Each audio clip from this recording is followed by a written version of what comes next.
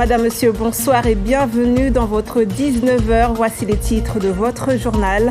Cela fait une semaine, jour pour jour, que le cyclone Chido a dévasté Mayotte. Depuis, les habitants tentent de se relever tant bien que mal. Et de son côté, Emmanuel Macron a fait plusieurs annonces lors de sa visite. Et désormais, la population attend de voir les aides et les solutions d'urgence promises par l'État. Et le préfet de Mayotte, François-Xavier Bieville, est avec nous ce soir. Une semaine après le passage de Chido chez nous, nous ferons le point sur la situation à Mayotte. À la suite des rumeurs faisant état d'odeurs de cadavres à la vigie dans la commune de Dzaoudi, l'abattoir, nos équipes se sont rendues sur place pour démêler le vrai du faux. Des corps sont-ils réellement enfouis sous les débris? Jaidi Maoulida et Ivana Navu ont interrogé les habitants sur place. Tout part de ce témoignage qui a fait le tour des réseaux sociaux. Dans son message, une bénévole se confie. Sous les tôles arrachées, dans les débris éparpillés par le cyclone, des corps gisent, abandonnés à une décomposition avancée. Une odeur suffocante, insupportable, celle de la mort, nous a enveloppés, gravés à jamais dans nos esprits. Nous nous sommes rendus dans le quartier de La Vigie où la rumeur d'une odeur putride persiste. Ici, comme dans d'autres quartiers, le discours des riverains reste le même. Il n'y a pas de mort, pas de disparus. J'ai entendu qu'un peu plus bas, une personne a été blessée, mais c'est tout. Tout va bien.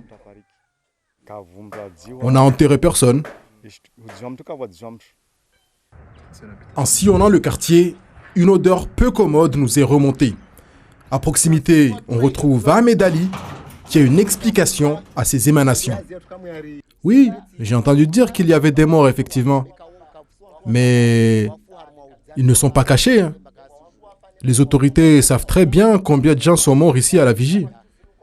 S'il y a des odeurs, c'est facile à expliquer. Il y avait de la nourriture dans les congélateurs, de la viande, du poulet. Bon, vu qu'on n'a plus d'électricité, c'est perdu. C'est pour ça qu'il y a des mauvaises odeurs. Une mission d'identification des victimes est toujours en cours. Les habitants disent voir les pompiers passer régulièrement dans le quartier pour voir les malades. À ce jour, le bilan officiel fait état de 35 morts et 2500 blessés. Et lors de sa visite à Mayotte, Emmanuel Macron a rappelé sa volonté de lutter contre la reconstruction des logements illégaux. Et pourtant, dans les bidonvilles, les maisons de tôle réapparaissent déjà, faute de choix pour ses occupants. Reportage à Kaouni de Mathilde Boucher et Ivana Navion. Récupérer les tôles abîmées, les clous rouillés et les poutres brisées par le cyclone, c'est la seule solution qu'ont trouvé les habitants de Kaweni pour dormir de nouveau sous un toit. Depuis une semaine, Aïnoudine et sa famille sont à l'œuvre quotidiennement, sous une chaleur étouffante. J'ai commencé par dégager en premier les dégâts qui étaient par terre. Là, après, rapidement, j'ai ouvert le trou pour mettre les poteaux. Conscient des risques cycloniques, le jeune Comorien est inquiet pour la survie de sa maison, mais il ne peut pas faire autrement. C'est ce que tout le monde a peur, mais on fait comment? On ne peut pas rester juste comme ça. Si on avait un terrain, on pouvait faire une maison en béton, mais on n'a pas un terrain. Il y a trop de soleil, on n'a nulle part où dormir. Dans cette quincaillerie, une centaine de personnes passent chaque jour pour s'approvisionner. Le gérant craint une pénurie. On en manque déjà actuellement. Là, c'est le dernier fardeau qui nous reste. Mais c'est sûr qu'on va en manquer. On en a essayé d'anticiper, commander, mais le temps que les bateaux arrivent, de toute façon, on n'a pas le choix. Il faudra attendre. Une semaine après Chido, quelques maisons ornent déjà les collines de Kaweni. Mais le plus grand bidonville de France a été rasé, laissant près de 20 000 personnes sans toit. Et je vous le disais, nous sommes ce soir avec le préfet de Mayotte. Monsieur le préfet, bonsoir. Bonsoir à toutes les Mahoraises et tous les Mahorais qui nous écoutent. Alors nous sommes à une semaine, jour pour jour, après le passage de Chido chez nous. Quel état des lieux vous faites de la situation actuellement à Mayotte? D'abord, je ne saurais commencer cette interview sans avoir une pensée pour chacune et chacun d'entre nous qui avons vécu un événement centenaire, 90% de Mayotte a été touché dans ses infrastructures, dans ses usines d'eau, ses usines d'électricité, l'hôpital. Mais c'est surtout toute une population qui a été touchée dans sa chair, dans sa culture, dans sa vie. Et je ne peux pas commencer cette interview sans souligner à la fois le courage, le sang-froid, la solidarité, l'entraide qui apparaît au cœur de la population mahoraise, que je salue encore une fois et pour lequel j'ai toutes mes pensées. Je viens de vous le dire, c'est 80% de l'infrastructure qui a été touchée, parfois 90%. Les 6 usines d'eau ont été détruites, très endommagées. L'infrastructure électrique a été très endommagée. Nous sommes à pied d'œuvre pour remettre tout ça en place. Mais comme le président de la République l'a dit, nous avons 3 étapes à réfléchir. La première étape, c'est celle que nous vivons là en ce moment, qui est celle de l'urgence. L'urgence, c'est 3 choses très différentes. D'abord, c'est protéger et secourir. Votre reportage l'a dit, nous allons dans les quartiers.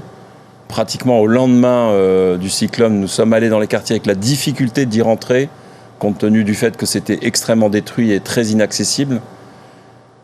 Ensuite, protéger, c'est d'assurer la sécurité publique pour faire en sorte que nous ayons le moins de pillage possible, le moins d'exactions possible. Ensuite, nous avons travaillé sur nourrir et apporter de l'eau. Pour faire ça, il a fallu construire une chaîne logistique en pratiquement 2 jours. Un aéroport, des axes rouges jusqu'à la barge, de la barge jusqu'à Grande-Terre, des camions pour transporter les vivres et l'eau dans les villages et dans les communes. À ce soir, c'est 220 tonnes de marchandises qui ont été transportées. C'est un exploit et je voudrais remercier toutes celles et tous ceux qui se sont engagés pour arriver à ce résultat. Alors justement, concernant cette marchandise et cette distribution de nourriture et d'eau, comment est-ce que c'est organisé? Parce qu'on a encore beaucoup de villages, beaucoup de communes qui nous disent qu'ils ne voient pas ces aides arriver chez eux. Alors moi, je fais les choses avec les maires de chaque commune. C'est-à-dire que mon contact dans le territoire, c'est le maire avec sa capacité dans sa commune et dans ses villages de redistribuer. Encore une fois, nous avons mis en place une chaîne logistique. Cette chaîne logistique, elle fonctionne. Nous avons, depuis 2 jours, délivré de l'eau et des marchandises ou des marchandises dans les 17 communes du territoire. Il est possible que dans ces 17 communes, certains villages n'aient pas encore été approvisionnés. Nous allons continuer à délivrer cette marchandise et cette eau dans les villages pour faire en sorte que nos citoyens soient secourus. Nous y travaillons d'arrache-pied tous les jours. Les norias de camions partent de l'aéroport tôt le matin. Nous avons entre 12 et 15 avions de ravitaillement qui posent tous les jours à Dzaoudzi. Et c'est cette chaîne-là qui est en train de se mettre en place avec les hommes et les femmes qui la font fonctionner. Concernant l'électricité, vous l'avez évoqué tout à l'heure, une grande partie est endommagée. Pourquoi est-ce que ça met autant de temps à être rétabli? Est-ce que vous avez un calendrier peut-être à donner aux Mahorais ce soir? Aujourd'hui, Électricité de Mayotte me dit 35% des foyers ont de l'électricité. Ensuite, un réseau électrique, qu'est-ce que c'est? D'abord, c'est une usine. Nous en avons 2 qui produisent de l'électricité. Elles marchent. Ensuite, c'est des lignes à haute tension. C'est des lignes à haute tension qui parcourent la Grande Terre et qui permettent de transporter de la haute tension jusqu'à un transformateur qui permet de passer de la haute tension à la basse tension. Cette ligne de haute tension, elle fonctionne. Elles n'ont pas été endommagées. En revanche, maintenant, le travail de fourmi, c'est le travail de la basse tension, c'est-à-dire relever des pylônes, mettre des fils, brancher ces fils sur les maisons, sur les mairies, sur les centres culturels, sur les CCAS, bref, apporter l'électricité. Et ça, c'est un travail de fourmi sur lequel nous devons travailler dans les prochains jours et les prochaines semaines. J'ai demandé à ce que nous soyons accompagnés pour faire en sorte d'avoir plus de monde technicien. Nous devrions recevoir prochainement 200 agents d'EDF qui vont aller sur le terrain pour faire ce travail de fourmi. Encore une fois, relever un pylône, brancher un fil électrique, faire fonctionner un transformateur dans chaque village, dans chaque quartier. Et c'est là le travail de fourmi qui va prendre du temps. Et pour l'eau, on sait que la SMAE a publié un calendrier de tour d'eau, mais l'eau revient que quelques heures. Quand est-ce qu'on pourra revenir à la normale, ou du moins avant Chido? Écoutez, la SMAE me dit ce soir 90% des foyers mahorais sont en capacité potentielle de recevoir de l'eau. Je dis capacité potentielle parce que, comme vous le soulignez, L'eau arrive, mais elle arrive de façon irrégulière, 2 jours sur 3, pendant 8 heures, avec quelques tours d'eau. Et il y a un certain nombre de quartiers qui vont, en m'écoutant, dire avec quel vrai il n'y a pas encore de l'eau. Il y en aura. C'est la raison pour laquelle, lorsque nous savons qu'il n'y a pas d'eau qui arrive, nous apportons des bouteilles d'eau dans les quartiers. Nous faisons marcher cette chaîne logistique. Et ça a été le cas notamment à Tsingoni hier, pour apporter de l'eau au lycée de Tsingoni. Donc nous essayons de couvrir la totalité du territoire en apportant des réponses, en contact avec les maires qui font remonter des besoins, malgré un réseau téléphonique qui est très endommagé. Donc nous arrivons à faire tout ça, sans doute de façon insatisfaisante et pas encore suffisante, mais nous y travaillons d'arrache-pied en pensant à chaque instant à toutes celles et tous ceux qui en ont besoin. Autre sujet, la recherche de disparus ou peut-être même de corps. On a appris que les brigades cinéphiles étaient reparties car les chiens n'étaient pas adaptés. Est-ce que vous confirmez ou pas cette information? Non, je ne confirme pas cette information. En revanche, ce que je peux vous dire, c'est que nous faisons en sorte d'envoyer sur le terrain systématiquement dans les quartiers où nous savons que potentiellement nous avons des blessés, nous puissions y pénétrer pour les prendre en charge. Encore une fois, les quartiers sont durement touchés. Parfois, nous ne pouvons pas accéder au quartier en voiture. On est obligé d'y accéder à pied. Ça a été d'ailleurs dès le lendemain du cyclone, la difficulté première que nous avons eue. Aller à l'intérieur des quartiers, aller vers, tel que le président de la République nous l'a demandé. Nous y arrivons un petit peu. C'est compliqué, ça demande beaucoup de dégagement, ça demande beaucoup de moyens humains et j'essaye de faire en sorte que nous portions secours là où nos compatriotes en ont le plus besoin. Alors, concernant les entreprises, la plupart d'entre elles ont presque tout perdu. Comment est-ce qu'elles peuvent se relever? Quelles sont les aides qui vont être proposées à ces entreprises pour qu'elles puissent continuer? Alors c'est un travail qui nous a été demandé par le président de la République. Quand je viens de vous dire, dans un premier temps, traiter l'urgence. Le deuxième temps sera celui de la stabilisation, c'est-à-dire de la reprise de la vie normale à Mayotte. Et puis ensuite, le troisième temps, ça sera le temps de la reconstruction. Le ministère des Outre-mer, sur proposition du ministre de l'Intérieur et avec le Premier ministre, ont engagé une loi spéciale d'urgence pour Mayotte qui va permettre de préparer cette reconstruction. Dans cette loi d'urgence, il y aura un certain nombre de mesures pour les entreprises et notamment le chômage partiel, mais pas uniquement. Il y aura aussi probablement la mise en place d'un établissement public dont la présidence sera confiée au président du conseil départemental et qui va permettre de concentrer tous les moyens, de simplifier toutes les procédures pour aller encore plus vite. Sans faire de comparaison, c'est ce qui a été fait pour Notre-Dame et pour les Jeux Olympiques. C'est un établissement public qui va permettre, dans sa modalité, d'aller plus vite et beaucoup plus loin dans la reconstruction pour faire en sorte que nous puissions répondre justement à ces enjeux de reprise de la vie économique, de l'accompagnement des entreprises dans l'activité économique, avec tout un ensemble de mesures, dont le chômage partiel, pour leur permettre de justement continuer leur activité. Alors, monsieur le préfet, on est à J+7, Chido, et on voit encore beaucoup de déchets sur la route, devant les maisons. Pourquoi est-ce que ces déchets sont encore là aujourd'hui? Pourquoi est-ce que vous ne mobilisez pas les entreprises qui le peuvent pour enlever ces déchets avec la collaboration du CIDEVAM? Alors, on a mobilisé le CIDEVAM. J'ai demandé à la DEALM de préparer une stratégie. En fait, on a 4 types de déchets.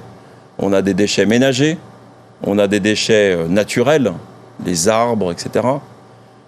On a des déchets lourds, des véhicules endommagés, de l'électroménager, des matériaux de construction qui ont été détruits, des batteries.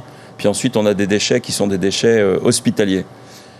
J'ai demandé au maire de réserver dans chacune des communes un endroit où nous pouvons stocker ces déchets, là où nous le pouvons. S'il y a plusieurs villages dans cette commune, au moins un endroit par village. Et ensuite, avec le CIDEVAM, nous allons attaquer la problématique de la collecte. Et donc, nous sommes en train de travailler avec le CIDEVAM pour répondre à cet enjeu, qui est un enjeu, vous avez raison, extrêmement important, parce que c'est un enjeu de santé publique. Nous allons rentrer dans la saison des pluies. Si vous avez beaucoup de déchets, on risque d'avoir de l'eau stagnante avec des moustiques. On risque d'avoir effectivement quelques problèmes. Donc, nous devons aller extrêmement vite sur ce sujet des déchets. Alors, l'une des questions qui nous revient souvent à travers nos internautes ou les gens que nous croisons sur le terrain, ce sont des personnes qui veulent quitter Mayotte parce que peut-être elles ont tout perdu. On voit sur les réseaux sociaux des listes circuler. Aujourd'hui, est-ce que vous pouvez nous dire clairement sur quels critères on peut demander à la préfecture de quitter Mayotte, peut-être temporairement, et puis revenir? Alors déjà, il faut bien comprendre que ma première préoccupation, ça a été d'établir un pont aérien. Encore une fois, j'ai une quinzaine d'avions qui se posent par jour sur l'aéroport de Dzaoudzi avec du matériel, avec des hommes, avec de la nourriture, de l'eau, avec des techniciens. Et donc, ils viennent pleins. J'ai notamment 4 gros avions militaires, des A400M, qui permettent de créer ce pont aérien. Ces avions repartent à vide. Donc j'ai mis en place une procédure qui permet justement à toutes les personnes qui souhaitent, pour des raisons de survie, repartir soit en métropole, soit à La Réunion, pour éventuellement revenir après, effectivement. Les critères, ils sont très simples. Je n'ai plus de conditions de vie soutenables, ma maison a été totalement détruite, j'ai perdu l'essentiel, je ne peux pas continuer à vivre de façon soutenable à Mayotte, et donc pour cette raison-là, je demande à partir. J'aide toutes les personnes qui le demandent, sans aucune distinction. Est-ce qu'aujourd'hui vous êtes en mesure de nous dire quand est-ce que l'aéroport sera rouvert? Nous y travaillons d'arrache-pied avec la Direction générale de l'aviation civile. J'étais moi-même en contact ce matin avec les services du Premier ministre et le service du ministre de l'Intérieur pour construire cette possibilité de rétablissement des vols commerciaux. Je pense que raisonnablement, nous serons en capacité de le faire dans les prochains jours. Ça prendra quelques jours parce que c'est une vraie organisation. Il faut que nous mettions en place quelque chose qui soit solide et qui soit compatible avec le reste. C'est-à-dire le fait de pouvoir faire venir à Mayotte des vivres, de l'eau, du personnel. Et donc là, on a tout un arbitrage entre les vols pour programmer les choses de façon concrète. Mais j'ai bon espoir que tout cela se fasse dans les prochains jours. Merci beaucoup, Monsieur le Préfet, d'avoir répondu à nos questions. Merci beaucoup. Et ce samedi, la délégation de Mayotte à La Réunion a organisé une marche en soutien aux Mahorais. 150 personnes se sont rassemblées à Saint-Denis ce matin et tous s'accordent à dire qu'il faut plus de moyens pour le 101e département. On écoute Ali Mohamed de la délégation de Mayotte à La Réunion. Il est interrogé par Ali Chamsudi. Ce qui se passe, c'est une solidarité. Montrer que ce qui arrive aux Mahorais, à Mayotte, n'est pas que pour Mayotte là-bas, mais nous sommes tous concernés. Tous ceux qui sont à l'extérieur ont de la famille, de près ou de loin, qui est à Mayotte. C'est une élan de solidarité, comme nous avons commencé depuis, ça fait déjà une semaine, à récolter, à être encore plus solidaires, pour envoyer, pour avoir des nouvelles de nos familles qui sont restées là-bas, vivants ou morts, mais en tout cas, c'est une solidarité et des doléances à la préfecture. Monsieur le Préfet, je reviens vers vous parce qu'une question taraude encore tout le monde. Monsieur le Président avait annoncé l'installation de l'hôpital de campagne hier. Nous sommes samedi pour l'instant. Où est-ce que ça en est? Quand est-ce qu'il sera effectif? Alors, il est arrivé, cet hôpital de campagne, hier en morceaux. C'est des blocs qu'il va falloir construire. Il sera en capacité de produire les premières fonctions vitales d'un hôpital dans la journée de mardi, et il sera totalement opérationnel dans la journée de mercredi.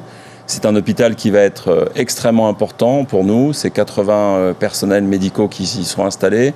C'est une véritable offre de soins supplémentaires par rapport au CHM qui déjà fonctionne avec des médecins et des infirmières qui sont absolument merveilleux, qui n'ont pas lâché l'affaire, qui sont restés en poste, qui sont encore restés en poste récemment. Et donc c'est une offre de santé extrêmement précieuse pour nous. Et cet hôpital de campagne sera installé sur le stade de Cavani. Mais je voudrais dire, à l'instar de ce que j'ai vécu à l'hôpital en rencontrant les personnels de l'hôpital, combien le courage, le sang-froid, la détermination, la solidarité des Mahoraises et des Mahorais est importante dans ces moments. C'est ce que je voudrais dire à chacun en conclusion.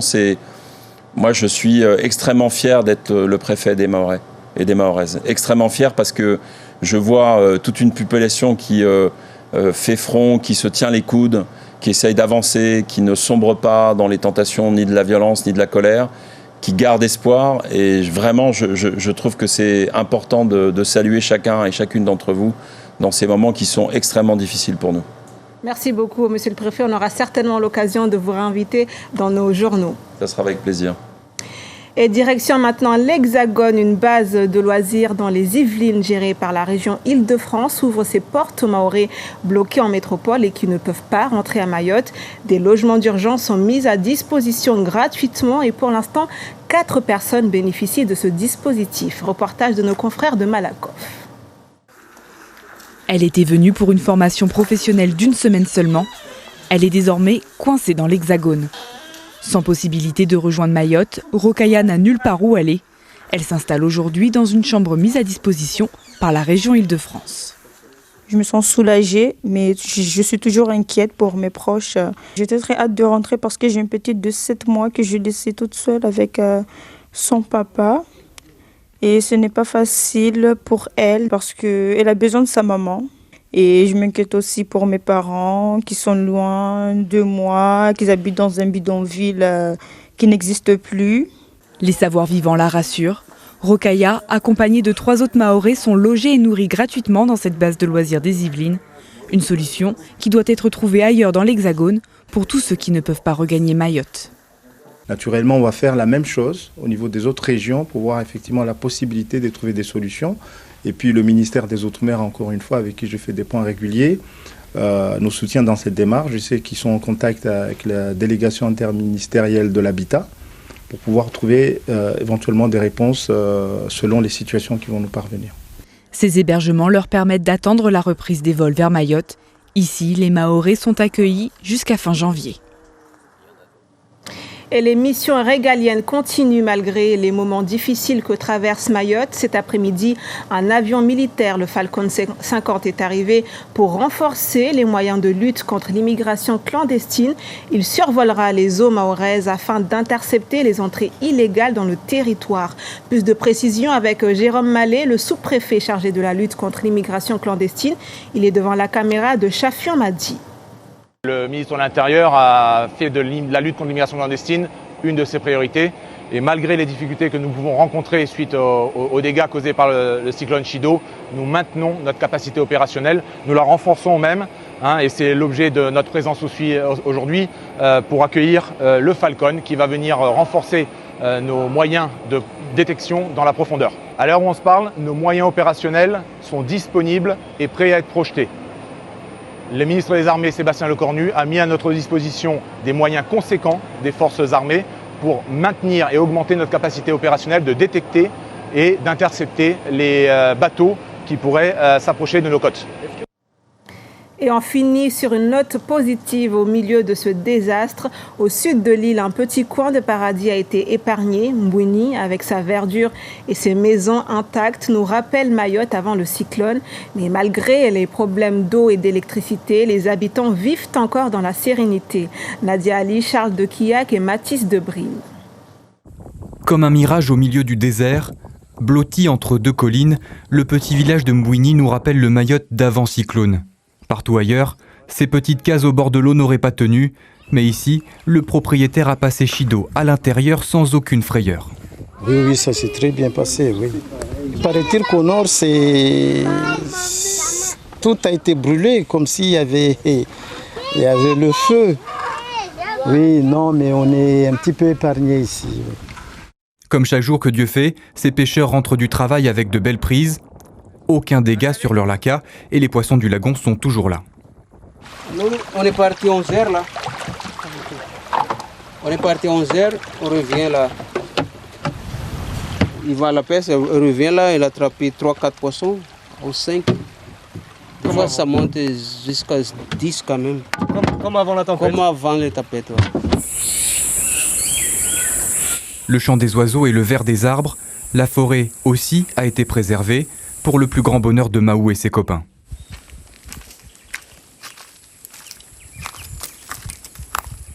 Oui, je réalise la chance qu'on a eue. Ici, le cyclone est passé, mais il n'a pas vraiment fait beaucoup de dégâts. Petite balade en forêt, je l'ai fait toujours. Même ce matin, j'y étais aussi. Et c'est la vie quotidienne. Mais à Mbouini, comme partout ailleurs, on a soif. Première distribution de packs d'eau en 7 jours pour les 550 habitants du village.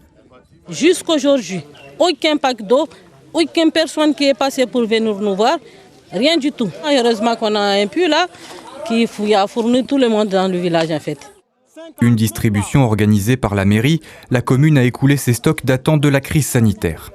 Là, on est en train de donner à la famille, mais pas à la population individuelle. Donc, il y aura suffisamment, je pense. Le vent est passé, mais avec, entre guillemets, la tendresse pour nous, parce qu'on est encore de la végétation et tout. Par contre, toutes les cultures, que ce soit ici au bas du village et dans les collines, sont tous détruites. À Mbouini, certainement, la vie est plus douce qu'ailleurs à Mayotte, mais si l'aide n'arrive pas rapidement, comme partout, les habitants subiront les pénuries et le rationnement.